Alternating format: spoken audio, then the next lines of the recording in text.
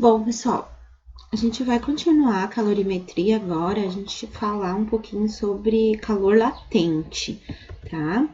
Então, o calor latente, ele ocorre quando existe uma mudança de estado físico da matéria, tá? E quando a matéria está, né, o objeto se encontra a uma pressão constante, a substância ela pode receber ou ceder calor e sem que a sua temperatura mude. Dizemos que nesse caso está ocorrendo o fenômeno de mudança de fase.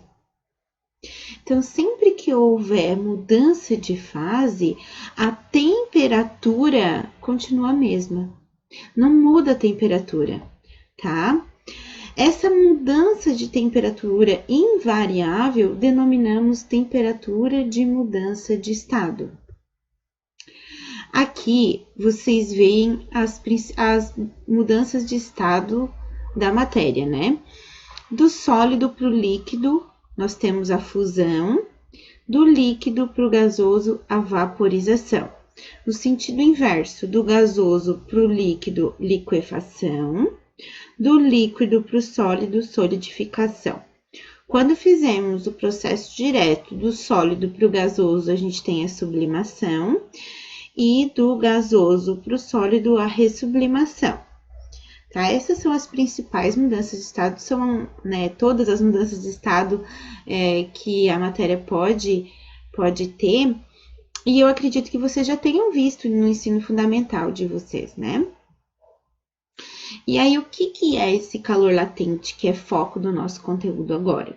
Tá? A gente diz que ele é a quantidade de calor necessária para que uma unidade de massa, ou seja, 1 grama ou 1 quilograma, dependendo das unidades que eu esteja trabalhando, né? Então, a quantidade de calor necessária para que essa uma unidade de massa de uma substância mude o seu estado físico, mude de fase. Isso é chamado de calor latente. Quanto de calor é necessário para que 1 grama, por exemplo, mude 1 grama de gelo derreta, por exemplo. Tá? Aqui nós temos a água e nós temos os 3 estados físicos da água: sólido, líquido e gasoso. A mudança de estado físico 1, que representa a fusão, se eu for ver quanto que ela vale o calor latente dela, o latente de fusão, ele vale 80 calorias por grama. Peço perdão, o grama ficou ali embaixo desconfigurado, tá? Mas é caloria por grama ali, tá? Enquanto do líquido para o vapor, a gente já precisa de 500 calorias por grama.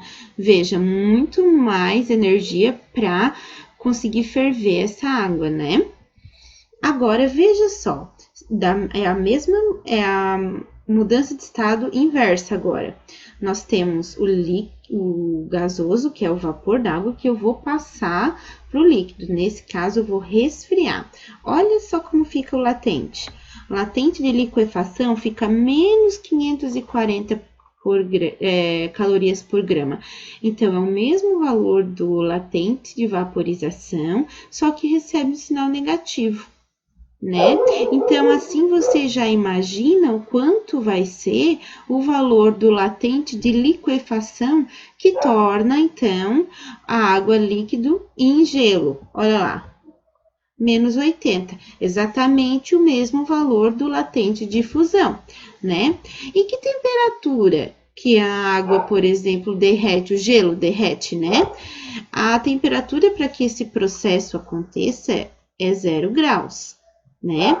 Exatamente a mesma temperatura que a água vira gelo, né? É mesmo 0 graus. Assim como a água ferve a 100 e o vapor d'água liquefaz também a 100, tá?